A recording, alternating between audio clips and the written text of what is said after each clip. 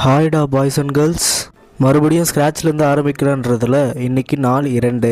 As usual early morning 4 o'clockலாம் எழுந்திரிச்சு fasted கார்டியோவை முடிச்சுட்டு நீங்களே சொல்லுங்கள், காலையில் 6 மணிக்கு இந்த மாதிரி சீன்லாம் பார்த்தா கார்டியோவை ஸ்கிப் பண்ண தோணுமா?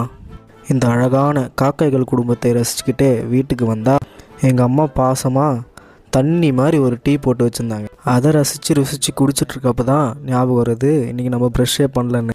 மடமடன்னு வேடிக்கை பார்த்துனே ப்ரெஷ் பண்ணிவிட்டு சாப்பிட்டு நாளைக்கு நமக்கு மிஷின் லேர்னிங் எக்ஸாம் பார்த்துக்கிடுங்க, அதுக்கு உக்காந்து படிக்க ஆரம்பித்தாச்சு.